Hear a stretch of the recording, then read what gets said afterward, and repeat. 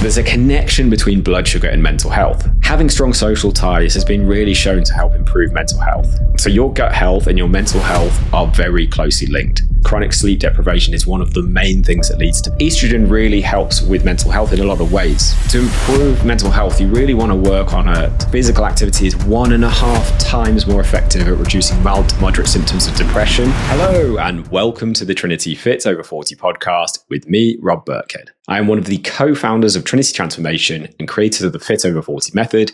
And together with our world-class coaching team, we've helped more than 7,000 women over 40 to fit back into their favorite clothes over the past decade. For more information about what we do, go to www.fit40info.com. If you've ever found yourself stood in front of a wardrobe full of beautiful clothes that used to fit perfectly but now don't, or you've woken up feeling so drained that getting out of bed feels like climbing a mountain, you're not alone. Menopause can bring more than just physical changes. It can trigger mood swings, fatigue, irritability, and even rage, leaving you feeling like a shadow of yourself. But here's the good news. There are many natural ways that you can take back control to feel more balanced, to feel calmer, and to feel more in tune with yourself again, and ultimately to feel like the real you again. So in today's episode, I'm on my own because Ben has a nasty cold. So what I'm going to do is share with you today 10 ways to optimize your mental health naturally around menopause, from balancing hormones and regulating blood sugar to improving sleep and nurturing your gut health. I'm going to explore all the different practical science-based strategies that you can help to start feeling like you again. So the first thing we're going to go into is all around hormones. So if you want to balance your hormones naturally, there are a few things you can do. And this is especially important if you can't take HRT, but even if you are taking HRT, so hormone replacement therapy, you probably want to give your body a helping hand. Because what happens from perimenopause onwards, and this is typically for women in their late 30s or early 40s, is estrogen levels start to decline and progesterone levels start to decline. And these can fluctuate through your 40s typically, and then end up at a low level from some point in your 50s for the rest of your life. These hormones are pretty important. Estrogen really helps with mental health in a lot of ways. So first of all, it helps with serotonin production and also serotonin receptor sensitivity, which are both critical for mood regulation. So serotonin is a classic happy hormone that you probably hear about a lot. So if you're not producing so much and if you're not being able to actually utilize it, so that's what that kind of receptor sensitivity is all about, then it doesn't really matter. Even if you are producing it, you're not going to get that result. It's a little bit like if someone's speaking to you, but they're speaking to you in a language you don't understand. It doesn't matter how loud they shout. If you can't take it in, then it doesn't make a difference. It's the same with serotonin, with all hormones, really. So decline in estrogen levels through that perimenopause change and into menopause leads to a lot more symptoms like depression, anxiety, and mood swings. And these are some of the most common menopause symptoms, and it's the reason why antidepressants, SSRIs, are very commonly prescribed around this time. Progesterone is another key female sex hormone that also declines through that perimenopausal change, so typically through your 40s. And progesterone has some calming effects. So it has these calming effects on your brain, acts on GABA receptors to promote relaxation. So if you have reduced levels around menopause, you can have increased feelings of irritability and restlessness. You're going to struggle to relax so much. So what can you do about this? Well, first of all, you really want to support the progesterone and estrogen balance through everything you do in terms of exercise, nutrition, and lifestyle. There's lots of different ways you can do this, and some of them are more effective than others. One thing you can do to help with estrogen is to have more phytoestrogens in your diet. So these are foods which contain a sort of natural form of estrogen, but they are not as effective as medical interventions like HRT. So do bear this in mind. But if you eat more healthy foods, typically you're going to introduce more of these. So things like flax seeds, chia seeds, soy, garlic, there's a lot of foods that contain these phytoestrogens. But one thing that a lot of people don't talk about is also healthy fats. A lot of people are still scared of fat from the low fat fads in the sort of 90s and 2000s when everything was light, Muller light, all of these things. And it is true you want to moderate certain fats in your diet, but you want more healthy fats because fat is what helps your body to make hormones. And if you don't have enough hormones, then you're going to feel all the side effects of that we've already talked about. So healthy fats look like things like fish oil, so fatty fish like salmon, like mackerel. Maybe you don't like those, but you can also eat things like avocado, things like extra virgin olive oil, and then a variety of nuts and seeds again. So things like flax seeds, cashew nuts, macadamia nuts. Ideally, go for unroasted, unsalted ones, or at least go for ones that are not covered in sugary things, because that will, we'll come on to that in a minute, cause a lot of issues. Things like, honey roasted nuts. Yes, they are tasty, but they're basically like a dessert, and that's going to cause a load of disruption. So you want to go for kind of the more natural forms of those if possible. You can cook them into stir fries and things like that. You don't have to just eat them as they are. You can put them into salads, like a Waldorf salad with walnuts. So you don't just have to eat these things on their own if you don't like them, but if you do, they're quite a good snack. And then the last thing you want to do when it comes to balancing hormones naturally, and again, this is on a very high level, but we've got 10 points to cover today, is to consider lifestyle changes that will help to enhance your adrenal health. So your adrenals are on your kidneys, and they produce hormones like adrenaline, like cortisol. So the stress hormones, the ones that kind of amp you up. And you want to kind of work with these to avoid over-adrenalizing and kind of over-stressing the system. So the best way to do this is, first of all, to do lower stress forms of exercise most of the time. The majority of your exercise should be either strength-based training or gentle movement, things like walking, things like yoga, things like Pilates. And then you also want to do it through nutritional intervention. So less caffeine is a key one, because caffeine really ramps up your adrenal glands. Your adrenaline and cortisol will be pumping all the time if you're constantly drinking caffeine. So have less, definitely none in the afternoon. And the same with alcohol. You want less alcohol as well. I'd also recommend things like stopping working so late. So we have a lot of clients who are in very high up positions at work, and it's very easy to get dragged into working late, especially if you work in a global role and you have teams all over the world that you're dealing with. But that has a really negative effect. And it may even be worth considering how long you want to stay in that career path if you are having to work beyond sort of 6 p.m. regularly, because your body cannot tolerate it anymore, even if you think you can. And it's going to lead to excess fat gain. It's going to lead to low mental health as well, because your adrenals and adrenaline and cortisol are going to be running rampant. They're not going to come down. You're not going to be able to sleep well, and it's going to disrupt everything. Then the last couple of things that can help with this are basically getting out more, getting out in the sun. Again, with those type of jobs, you're often stuck at a computer all day. It's really unnatural. And at a time in life where there's already so many changes going on, trying to kind of hammer your body, it may have worked in your 30s, but now you're probably noticing the signs that it's not working. You're probably feeling tired. You've probably got aches and pains all over you. If your weight's increasing, it's a sign your body is telling you this lifestyle is not working well for me. So getting out more, getting more steps in, getting some vitamin D from the sun will really help to regulate your hormones as well. Vitamin D is key for hormone production. The next thing we want to do, if we're going to work on optimizing mental health, it's really key to balance your blood sugar levels if you want to improve your mental health around menopause. So there's a connection between blood sugar and mental health. If you have really dramatically fluctuating blood sugar levels, like a roller coaster, it can lead to mood swings, it can lead to anxiety, it can lead to irritability and fatigue due to the brain's dependence on steady glucose for optimum function. So what we really want to think about is, if we can imagine your blood sugar as this sort of sine wave, this graph, we want it to be flatter, and we don't want big spikes and crashes.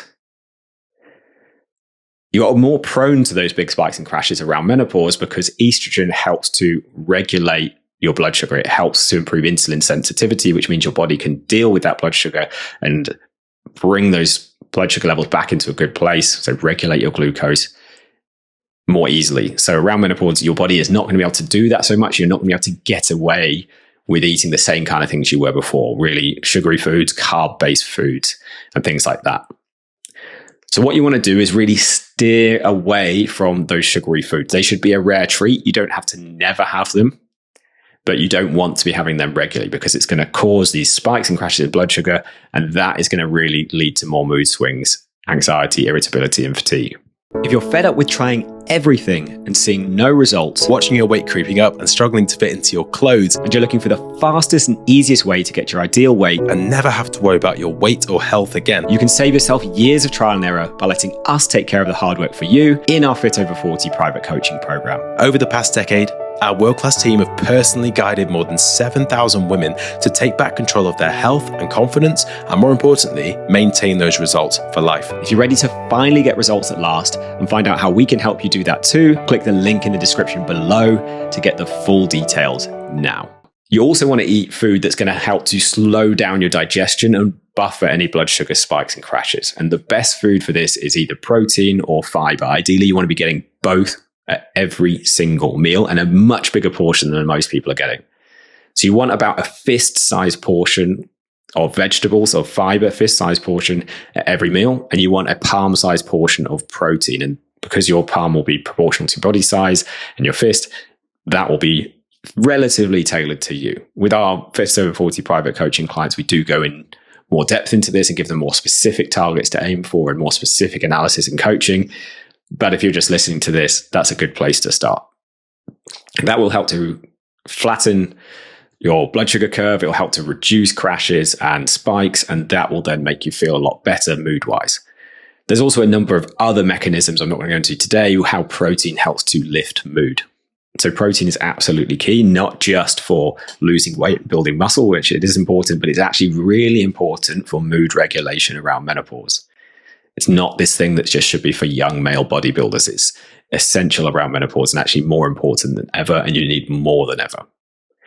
And then the last thing you want to look for is magnesium-rich foods. And there's lots of different ones. You can look this up, but dark chocolate's an example. Higher percentage, the better. Spinach.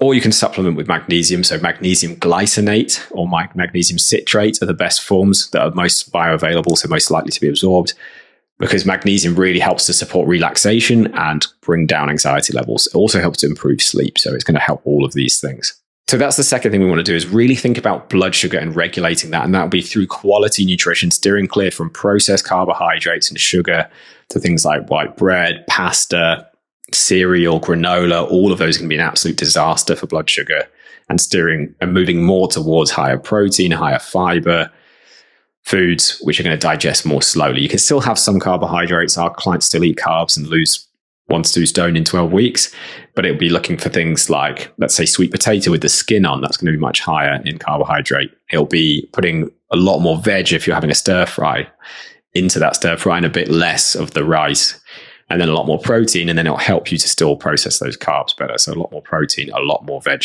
Those are just a couple of examples. So the third thing that can help with improving your mental health is incorporating regular exercise. Really basic, but so many people are not doing it. And the key here is regular. If you do 2 weeks, because it's January of exercise, and then you fall off the wagon again, you're going to have a very short period of time where your mood feels better, and then you're just going to go straight back to how you were. You want to find exercise that you can do regularly, that you're doing every week consistently, unless it's a total disaster where you've really injured yourself, which hopefully doesn't happen if you've got a good program to follow, or you're really ill. Other than that, you want to be exercising regularly. And a 2023 study titled Effectiveness of Physical Activity Interventions for Improving Depression, Anxiety, and Distress found that physical activity is 1.5 times more effective at reducing mild to moderate symptoms of depression, psychological stress, and anxiety than medication or cognitive behavior therapy. So that study shows that exercise is more effective than the medical intervention. So it can actually help if you're taking both, but the exercise has got to be absolutely key to this. And we see this a lot. Most people who come to us with mental health challenges, which is a lot of clients who come to us because it's really common around menopause, find that most of them go away once they start exercising regularly and eating well. What you really want to focus on is strength training. There's a lot of evidence to show that this improves mood and cognitive function. So you'll also help to resolve things like brain fog with it. A lot of our clients notice that reduces, might not go away completely, but a lot. And expert Dr. Stacey Sims really is a big proponent of this for improving mental health. Now, if we look at the government recommendations for exercise, it is 150 minutes per week of exercise. So if you're not getting that, that's kind of your priority. And that could look like 30 minutes most days. So 5 days a week, we could do 30 minutes of exercise. It could look like 20 minutes, 7 days a week. Or it could look something like what our clients do, which is 3 30 to 45-minute strength training workouts a week, which covers about 2/3 of that. And then the rest is kind of just general walking, or if they prefer yoga or Pilates or something like that. So that recommendation is broken down into about 75 minutes of higher intensity, more vigorous exercise. So that's about 1 hour and 15 minutes of that. So 2 to 3 strength training sessions per week would take care of that. And then the other half can be those lower intensity things, which is really important around menopause. Because if you do things that are too intense, it will overstress the body. It will spike cortisol too much. And we talked earlier about how important it is to work with those changing hormones, the lower estrogen, the lower progesterone, by not spike in cortisol and overstressing the body too much. One thing a lot of people don't think about when it comes to mental health is sleep. And it's absolutely critical for maintaining mental health, but I know it's very difficult to get quality sleep around menopause.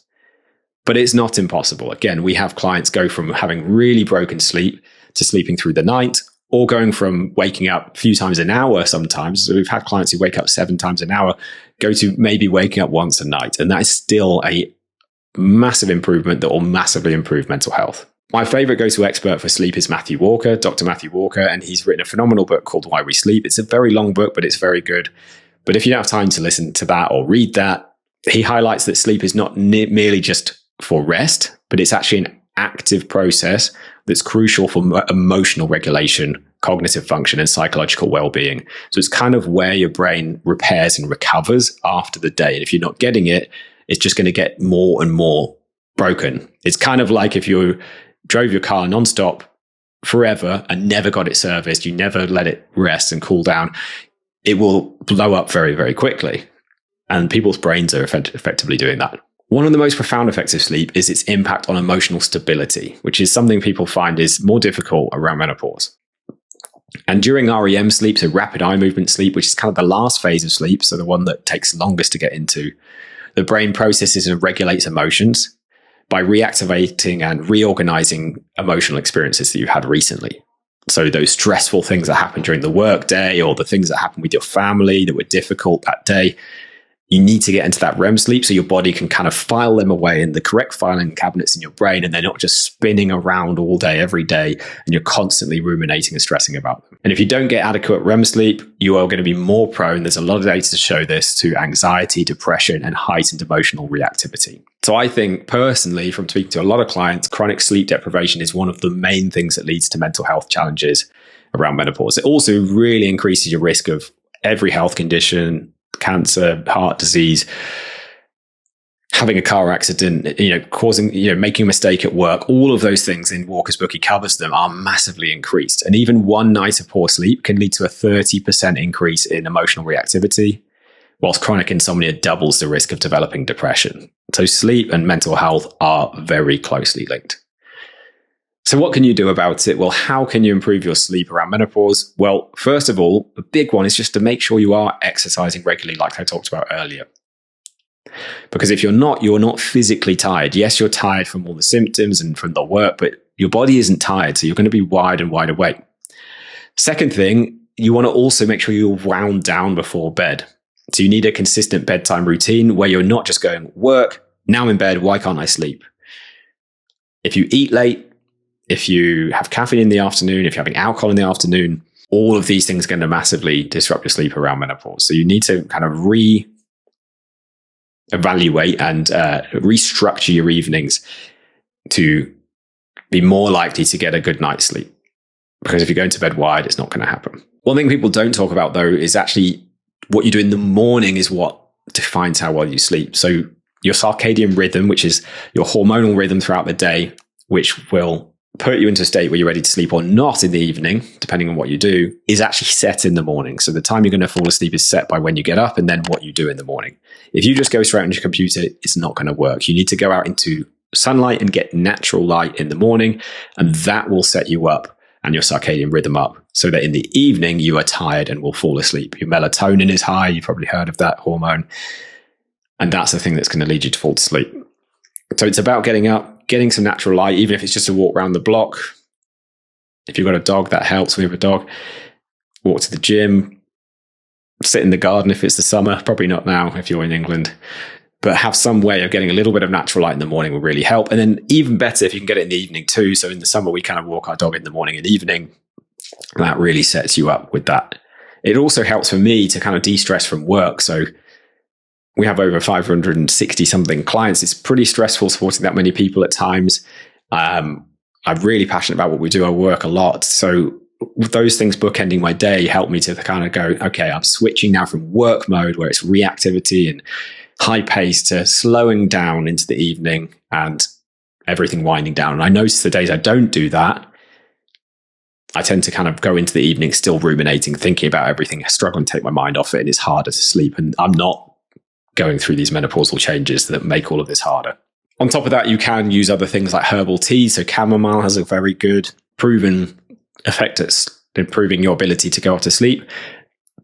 But if it's going to wake you up because you need a wee, it's kind of like balancing these things out. So some people, that's fine. They don't tend to wake up, or they can have a very small one, or they wake up anyway, so it doesn't really matter. You can try tools like meditation, which is something a lot of our clients use to help with their mood and performance at work, as well as improving sleep, or breathing exercises. There's lots of different things you can do, but you need some sort of routine. I think the fundamentals are the other things we talked about: finishing work not too late, making sure you're eating not too late, making sure you're not having caffeine and alcohol in the evening most days. So that's sleep. Another thing that's very important, that's kind of a bit of a buzzword at the moment, is gut health. So your gut health and your mental health are very closely linked. And this is by something that's known as the gut-brain axis. So the gut and the brain, they communicate bidirectionally, so kind of backwards and forward, by something called the vagus nerve. And we didn't used to realize that the gut had such a big impact on mental health and mood. But this nerve is directly connected. So it's kind of like if you had a Siamese twin, what you do is going to directly influence that Siamese twin that's attached to you. Your brain and your gut are not quite one and the same, but they are linked in the same way that Siamese twins are not exactly the same person, but they are permanently attached to each other and permanently affecting each other. And your gut bacteria, so your gut is full of millions and billions of gut bacteria. I think it's billions, in fact. They produce mood-regulating neurotransmitters like serotonin and dopamine. So if your gut is not in a good place, it's not going to produce the right balance of these neurotransmitters, and your body isn't going to have the raw fuel to feel good. And imbalances can lead to mental health issues such as depression and anxiety. And I did an entire podcast with a really great expert on this that you can search back if you look for Stephanie Moore and you look at gut health. We did it on the gut-brain axis and how it can affect mental health around menopause. But the TLDR, so kind of the summary of that, was a diet high in processed foods and low in fiber will negatively affect gut health. And therefore, because that's linked to your brain and your mental health, it will directly affect mental well-being. So if it's a low-quality diet, you're going to have a low-quality state of mind. And what you really need to do is improve your gut microbiome by eating a wide range of probiotic and prebiotic foods. So these are kind of a lot of different, basically, if you just think of them as healthy fruit and veg, most of them will take care of most of this. You could have things like yogurt and kefir if you can process them, although I don't deal well with dairy, so I can't have those. But you could have garlic or onions. You could have lots of different leafy veg. And the key thing is variety here with the high fiber veg foods you have. And those things will fuel your healthy gut bacteria. And what you don't want to do is have too much processed food and sugar, because those will fuel the unhealthy gut bacteria and cause them to go out of control. And the analogy I always use for this is your gut is a little bit like the subway system in London. If the wrong people are in the subway system, so like the terrible bombings in July, was it 2007? My neighbor was actually doing work experience when those were going on, and he was very close to them. It was very scary. And he, and look, at that time there was the wrong people. And the reason I use that analogy is your gut is these tubes that run through your body, and we can think of them as, it's not really anything to do with us. It just passed through. But the bacteria that live in there, they're heavier than your brain, and they have a huge impact. And if you're fueling them with the wrong things, what can happen is it can cause serious issues in there. So it could be people damaging the tube system, stops that from working, and the entire city grinds to a halt. And it's the same with your gut. So you don't want to put too much sugar in there, too much processed foods. These things should be rare. They shouldn't be stuff you're eating all the time, or it's going to really, really negatively affect your mood. And you also want to stay hydrated, because if your gut's all dried out, it's not going to be able to work effectively if the gut lining all gets dry. So you need to also be hydrated. So gut health is key. There's a whole podcast episode on it. If you're fed up with trying everything and seeing no results, watching your weight creeping up and struggling to fit into your clothes, and you're looking for the fastest and easiest way to get your ideal weight and never have to worry about your weight or health again, you can save yourself years of trial and error by letting us take care of the hard work for you in our Fit Over 40 private coaching program. Over the past decade, our world-class team have personally guided more than 7,000 women to take back control of their health and confidence, and more importantly, maintain those results for life. If you're ready to finally get results that last and find out how we can help you do that too, click the link in the description below to get the full details now. So what else have we got? We've got another 5, a little bit quicker fire tips now to help with your mental health. So hopefully this has been helpful so far. And I've got a great story at the end about a client who did all of these things. And there's a lot here, as there always is, because it's a complicated thing working with your health around menopause, which is why we work with everyone one-to-one. It's why our clients see such good results, because we figure out which ones they need to prioritize, because they're very busy. And if you're listening to this, it might be a bit overwhelming because you don't know where to start with, which one to start with. And we take that guesswork away from our clients. So this is the thing to focus on. You don't need to worry about that yet. That's less important. We'll come to that later. And we've slowly but surely worked through everything until their health is absolutely optimal and they're easily able to lose the weight they want. And all these things we're talking about today will help with mental health and weight loss. So it's a win-win. So if you want to protect yourself mentally, if you want to be resilient, you want to feel your best for you, for your family, for your career, these are the things you need to be doing. And I would definitely think of it as that. It's more than just a selfish endeavor. You're going to influence everyone around you, the people you work with, the results you get. And if you have a meaningful career, all the people that's going to touch too. So this is a very important thing to get right. This isn't just something to do when work's less busy or, when you've retired. If you wait that long, it might be too late. You might have ended up in such a bad place that it's hard to come back from. So please do prioritize this stuff. I think it's so important. So next 5 tips, I won't go on about it anymore.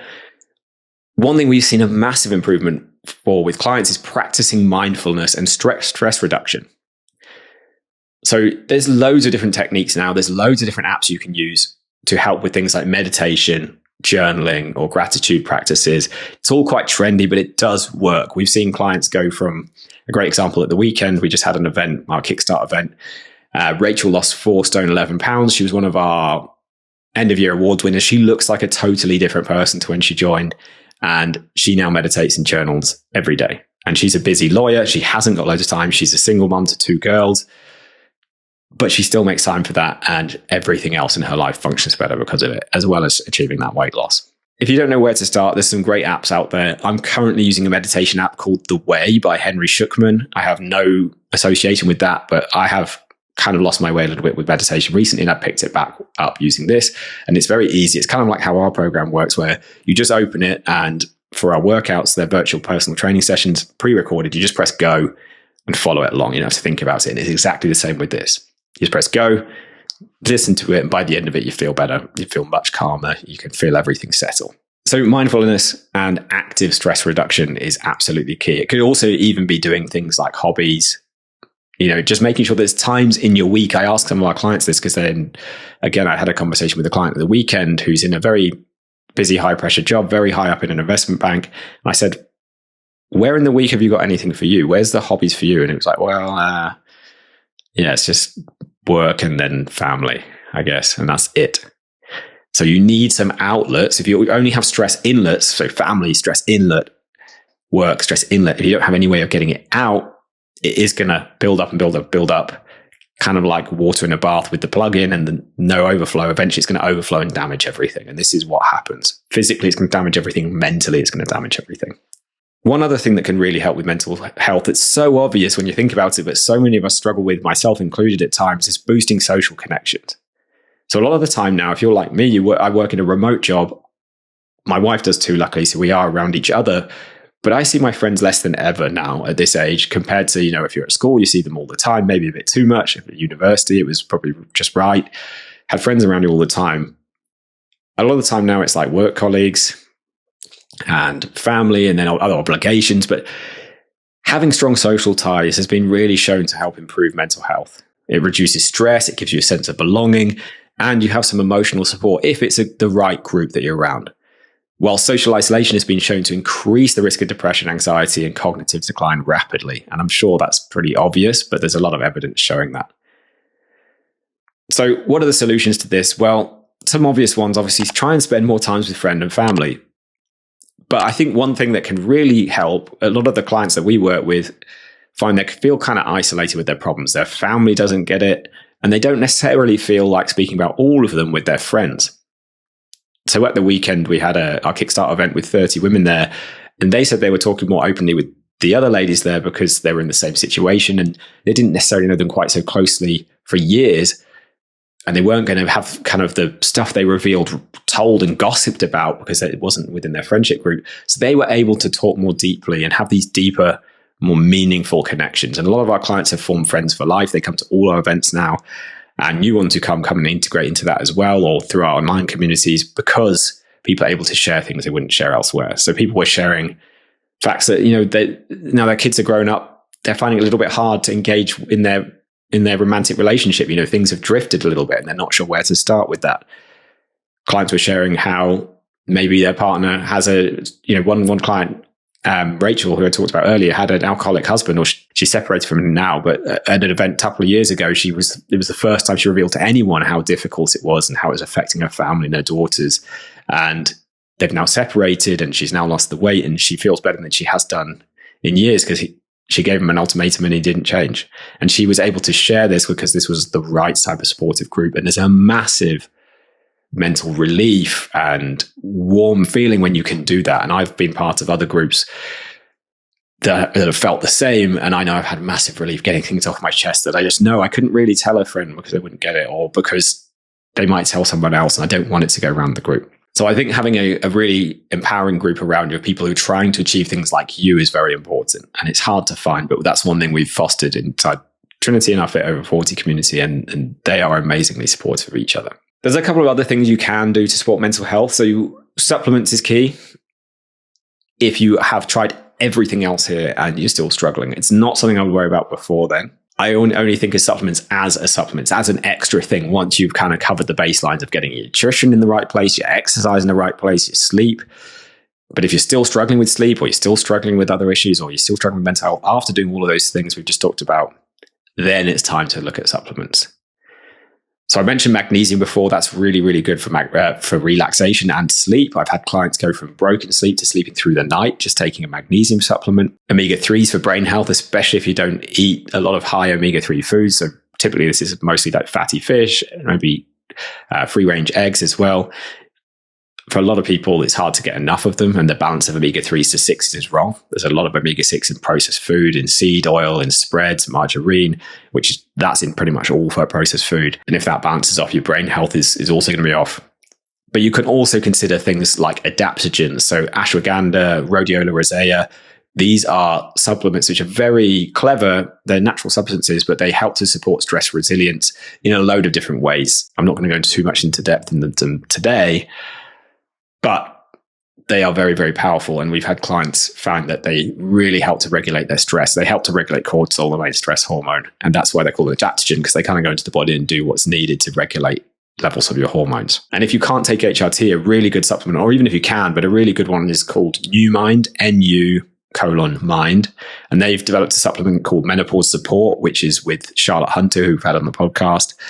It's a great option that contains all of these in one supplement. And it has all the adaptogens, all the other things you need, basically everything to support your menopausal health in a very high quality, very bioavailable dose. And a lot of our clients take that and find a lot of benefit from that. But I would obviously make sure you do consult a medical professional if you are taking any of these supplements. Last couple of things that can really help is to minimize inflammation. So inflammation can really lead to a lot more mental health challenges, and it's much more likely to happen around menopause because estrogen is a anti-inflammatory hormone, and estrogen levels are going to drop. So you're going to be more prone to inflammation that can cause so many issues, from mental health issues to aches and pains in the body. And the best way to do this is to eat a really wide variety of colorful fruits and vegetables. So not the beige ones like potatoes, they're nice, but they don't really have many nutrients. It's the colorful ones: blueberries, strawberries, raspberries, kiwi, pears, apples. Try and buy different ones each time you go to the supermarket, or at least one new one each time. And then a really wide variety of vegetables. And my kind of hack for the vegetable one is, if you don't mind a stir fry, if you're short on time, just buy the pre-chopped stir fry mix, but the biggest bag, and pour the entire thing into your stir fry. It'll probably cover you for a couple of days. But that will have like cabbage, carrot, different colors of cabbage as well. So like red cabbage, which has got loads and loads of vitamins and minerals in. The more colorful, the better. white cabbage, carrots, bean sprouts, maybe bits of broccoli, maybe bits of chili, maybe bits of butternut squash. Usually they have so many things, maybe edamame beans, maybe peppers. So it takes care of that big variety you need without you necessarily having to buy everything, especially if you're short on time. Also, other herbs can really help. Turmeric, ginger. If you like green tea, only brew it for 30 seconds. That's the big mistake people usually make with green tea. But do bear in mind it has caffeine in. So I tend to just stick to that in the mornings. Especially around menopause, you don't want to be having that in the afternoon. But all of those have natural anti-inflammatory properties as well. And then the last one, which is a little bit niche, but I think a really important one, is to improve mental health, you really want to work on a growth mindset. So this is a mindset that is open to the possibility that whilst it is a hard stage of life, you can influence it. Fixed mindsets to go, this is how it is. It all goes to pot around menopause. Nothing I can do. I'm just someone who's always struggled with their mental health. Whereas a growth mindset is to go, maybe I have struggled with it, but there's probably things I could do to improve my mental health. Or menopause is really tough. It's not toxic positivity. It's going, it is really tough, but I'm going to do what I can to make it as good an experience as I can.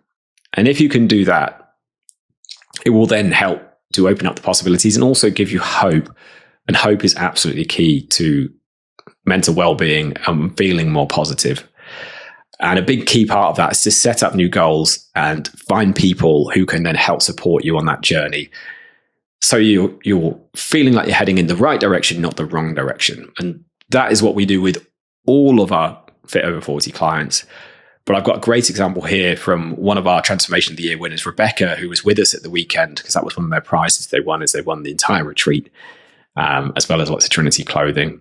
And Rebecca said, before Trinity, if I'm honest, I was at rock bottom. I was a size 22 to 24 and weighed 94 kilos. I struggled with my weight since my early 20s due to problems conceiving and taking lots of different hormones that never worked. I spent many years doing various diets of varying degrees of severity.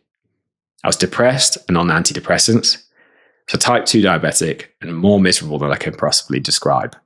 I have a sweet tooth and a mind that's incredibly determined when it's focused on the wrong things.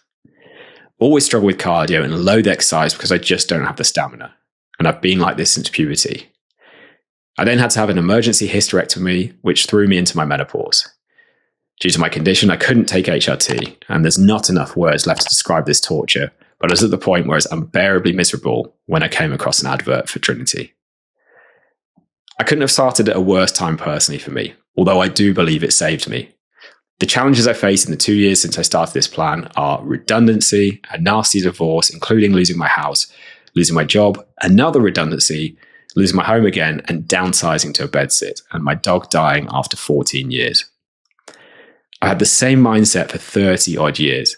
My mind is my enemy as well as my friend, and I've had huge challenges overcoming my self-talk. I struggle not to fall into the why me cycle, and I don't always manage to avoid it, but I try to. But now everything has changed. This program has literally changed my life. I've lost 16 kilos and 21 inches all over, and dropping from a dress size 22 to 24 to a size 14. I look younger and I feel so much better. I can walk upstairs now. I don't avoid clothes or shops from sheer humiliation, and I have a new zest for life. Aside from the weight loss and physical transformation, which is huge, it's helped me so much on my journey through life. I've been through a huge amount in the last few years, and if I'm being completely honest, if I say I'm not sure I would still be here if it wasn't for this program, I'm telling the truth. My confidence and health is so much better. I've successfully come off all medication for my weight, and I'm no longer diabetic. I've also come off my antidepressants, and despite being dumped, downsizing, and losing my job, I have not crumbled. I have deeply ingrained habits, behaviors, and thoughts, but I've spent a lot of time improving myself through my life, and Trinity has really helped me with this. The tools I have access to have helped to control this, and I also now love weights. So not only did Rebecca lose 16 kilos, which is 2.5 stone, and 4 dress sizes, but she was able to come off antidepressants, feel so much more confident, and now likes exercise for the first time in her life, despite going through some of the toughest years of her life. Now, if you want to find out more about our Fit Over 40 private coaching program that Rebecca and thousands of other women have used to regain their confidence, to boost their mental health, and to get back into all their favorite clothes, head to www.fit40info.com and you can find all the details on that page. So that just about wraps up for today's podcast. Thank you so much for joining me. We'll catch you next time for another episode, and we will see you then. If you're fed up with trying everything and seeing no results, watching your weight creeping up and struggling to fit into your clothes, and you're looking for the fastest and easiest way to get your ideal weight and never have to worry about your weight or health again, you can save yourself years of trial and error by letting us take care of the hard work for you in our Fit Over 40 private coaching program. Over the past decade, our world-class team have personally guided more than 7,000 women to take back control of their health and confidence, and more importantly, maintain those results for life. If you're ready to finally get results that last and find out how we can help you do that too, click the link in the description below to get the full details now.